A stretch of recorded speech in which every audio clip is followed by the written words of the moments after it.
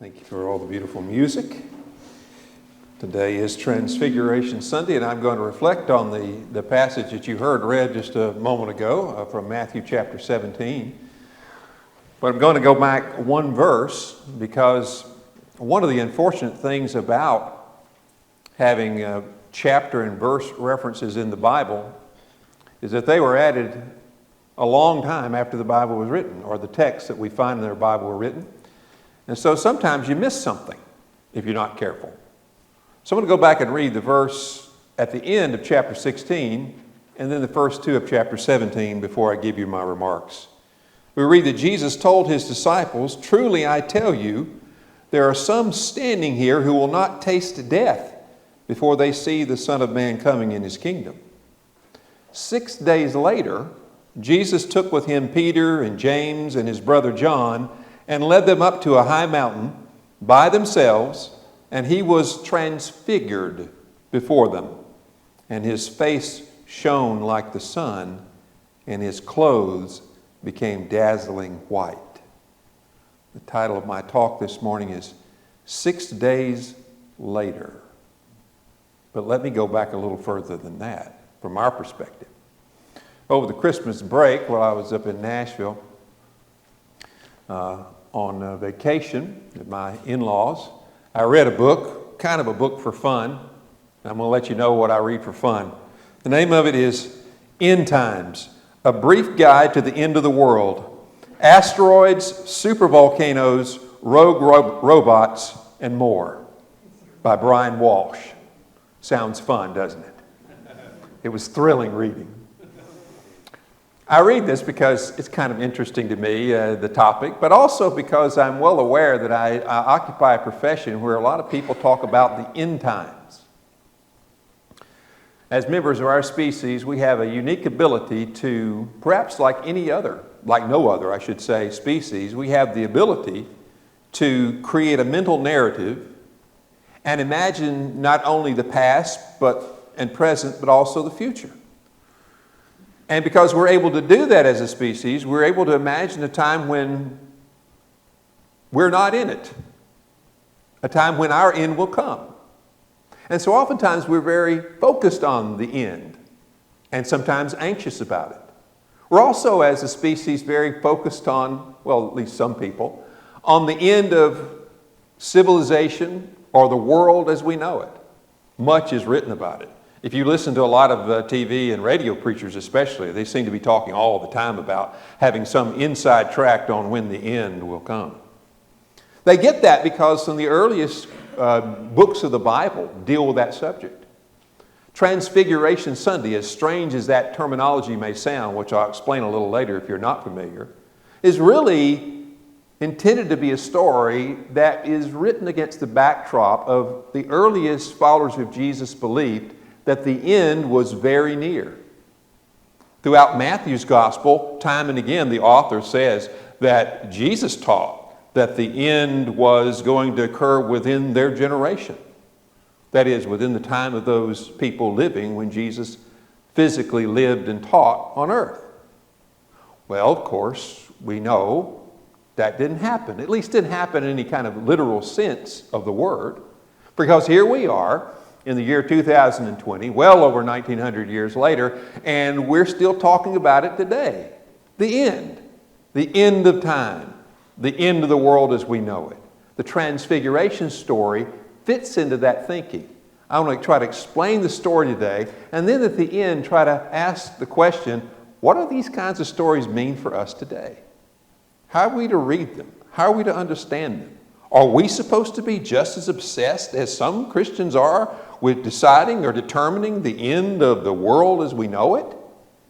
Well, I've told you time and again that every generation over these past 1900 plus years, someone who identified as a Christian said that they believed, we are the final terminal generation.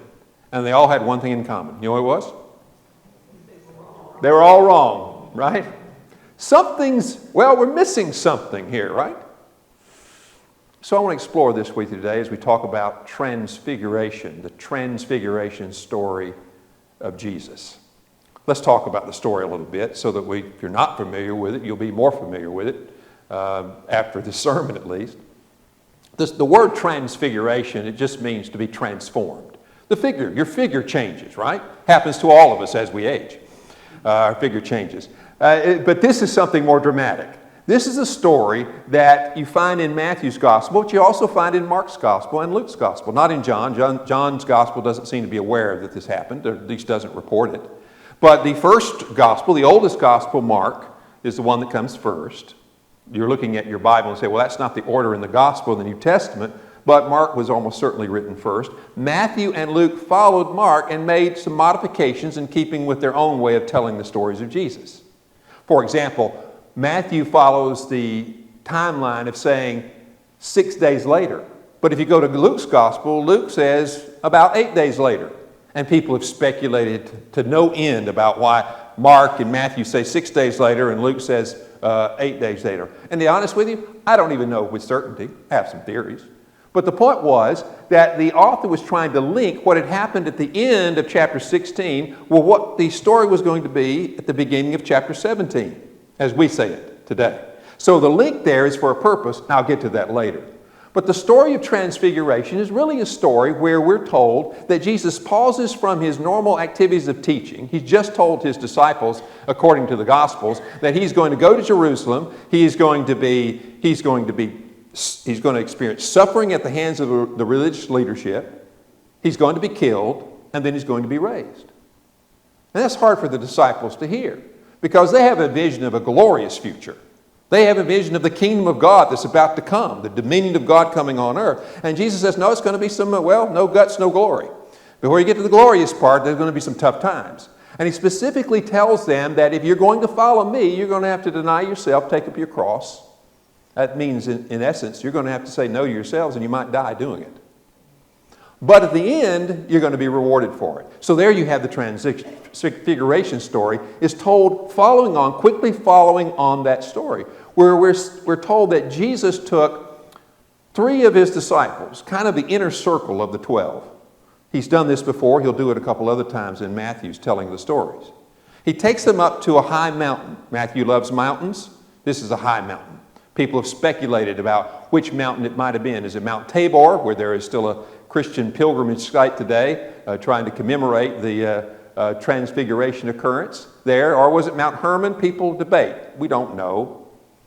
We're told in the story that it's a vision, so maybe it's something beyond simply a literal physical reality taking place here. But Jesus takes Peter and James and John. They go to a high mountain. And while they're up there, Matthew says, Jesus is suddenly transfigured. Says his face, in Matthew's telling of it, shines as bright as the sun. His clothes become dazzling white. That's kind of unique to Matthew. Some of the other Gospels just speak of Jesus' clothes becoming dazzling white. But it says here his face shone. And then 2 other people show up.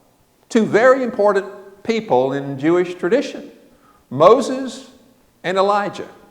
Incidentally, they're 2 people that were closely associated among apocalyptic Jewish thinkers of the end of the age.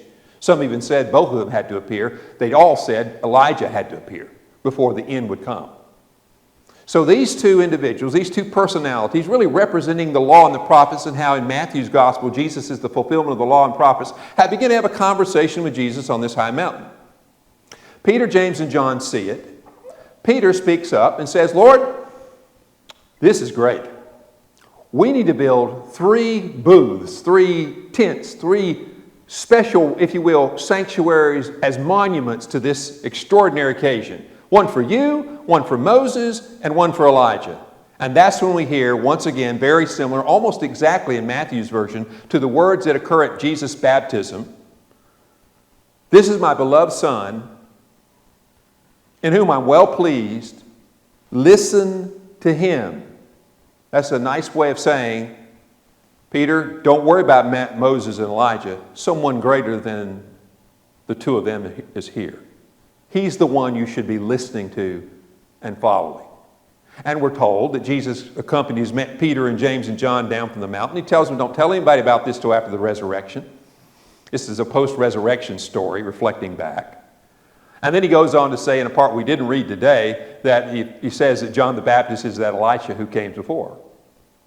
This is the way Matthew portrays Elijah, or John the Baptist, as the Elijah that was to come. So why is this story told? Well, we're told by the gospel itself that it wasn't a story that didn't circulate until after the resurrection stories of Jesus circulated. So they're reflecting back. But what purpose does the story serve? Well, you have to go back to the words 6 days later. Jesus has told his disciples at the end of Matthew chapter 16 that things are going to get really tough. I'm going to die, I'm going to be raised, but you are going to have to bear your cross, and you may be killed, and some of them were. You see, this gospel was written probably 50, 55 years after the time of Jesus. Some of the followers of Jesus had already been killed. And they're all wondering, well, when's the end going to come? What evidence is that Jesus was really telling you the truth about this? And then they say, well, we had this story that we didn't tell anybody about for a long time. And it goes like this. We saw a foretaste of the kingdom of God. We saw a foretaste of Jesus coming in power and great glory. And we didn't tell anybody about it. Now, I know it seems strange to us. It's a theme, by the way, throughout the gospel of both Mark and Matthew. It's called the Messianic secret. That is, every time that Jesus did something pretty special, pretty extraordinary in the presence of his disciples, he would often tell them, now don't tell anybody. And don't tell anybody I'm the Christ. Now, that's very odd to us. There's even an example in the Gospel of Matthew where Jesus is telling parables, and the people ask him, why are you telling, his disciples ask him, why are you telling parables? He says, I'm telling parables so they won't believe. Now what? I grew up as an evangelical, as a Baptist. We wanted everybody to believe. Why is Jesus being so secretive? Why are these stories people having to wait so long till these stories are told? It seems a little odd. I confess it to you. It's odd. What's going on here? Well, one of the reasons is that they're trying to explain or at least diffuse the idea that, well, a lot of people didn't follow Jesus and didn't believe he was the Christ in his lifetime. So they're trying to deal with that issue. But they're also trying to create this sense of insider knowledge, this knowledge that we know something about Jesus that everybody else didn't see. And it gave us hope. And we had this visionary experience. Jesus refers to it as a vision. They had this visionary experience where they saw Jesus coming in power and great glory. Because the language that's used to describe the transfiguration goes all the way back to Daniel chapter 7, which is Jewish apocalypticism. And that's a big word that sounds crazy and you think, oh, I just need to go to sleep at this point. What does that mean? It's the idea that the end is so near that it's about to come in our lifetimes and everything's going to change. Now, there's one big problem that Christianity has had this entire time since it began with this. And it's what I said already. It hasn't happened yet. It hasn't. So what do we do with these kinds of texts? Now, I grew up in a world where almost every Sunday we would go to church and a preacher would tell us the end is near, the end is near, the end is near, you better be ready. And that's the role these kinds of stories play. They're trying to keep you ready. But you know what happens after being ready for so long? Yeah, you become unready. You get used to that, right? You get accustomed to that stuff. I remember being a little kid out here, a preacher preach, and usually it was at a series of meetings called revivals back in the day, and they would preach this hot and heavy. You better be ready. You'll come at an hour you think not. You think not, right? Those are words from Jesus. I remember as a little kid going out around, anytime I saw a strange cloud, because I heard Jesus was coming in the clouds, I would think, oh, that must be it. This must be it. And it scared me to death as a kid. A story that was meant to comfort us scared us because it was told in that typical apocalyptic language. And this is why some people really love the book of Revelation, because it draws upon this and builds upon it in some of the most bizarre language that you'll find in the Bible. It's apocalyptic language.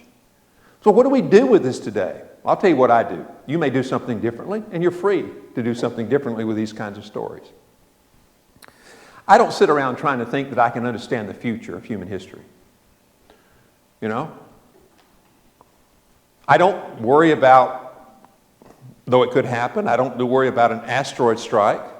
Not much I can really do about it. We might be able to do something someday in the future as human beings to avoid the big one. I can't really control a supervolcano. eruption in Yellowstone. We all think about and worry about large epidemics. This is why we're so fascinated by the coronavirus. Though in Florida, you better worry about the flu more than the coronavirus, by the way. It could be more deadly. They typically are each year. I could go down a list. You can even read a book on this subject. What's the future going to be like? How can we know what's going to happen? We're humans. We're obsessed with it. And here is some Christians still today are obsessed with this idea that we're going to be able to figure out when Jesus is going to come, so we're going to have some inside track on that. No, you're not going to do that. And anybody who says he or she has figured that out, run. Look for the exit. They don't know. But I do know this. We're all going to have a terminal point, right, Ralph? We talked about this before. We're all going to have an end point. We're going to die. So what do words like this mean to me? There should be words of comfort. They're words of comfort from the standpoint of faith. I know that whatever happens to me, whatever future that I can't control, ultimately I'm in the hands of God. And any glory that I can anticipate in the future, I can look with faith that Jesus will be there, a part of it, with me through it, ultimately into the presence of God. I believe that. But I do not and I will not be a person who tries to tell you that I have some kind of inside information on when the end's going to be. I don't even know when my end will be. It might be before I go to bed tonight, which would mean I would not make it to bed, I guess. But it could be any number of, right? I wouldn't go to bed if somebody else would lay me down, I suppose. Gravity has that effect on all of us when we die. But I can't control that. But I can have some comfort in believing that others have thought about this. Others have worried about this. We all worry about our own demise. And it will happen. So what do I do with that? Well, I live in faith. I live in confidence that the future is ultimately in God's hands. But I don't dwell on and obsess on it so much that I can't be fully functioning and useful today. Some people are so obsessed about their own demise, their own death, the second coming, any number of things, that they can't live meaningful, enjoyable lives today. I've known people who have diagnoses of terminal illness who still find some joy in this moment. We're all going to die. The end will come for us all. The question is, how will we enjoy the life we have while we have it?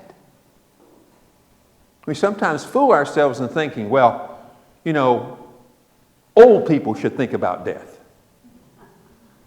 As if young people don't die.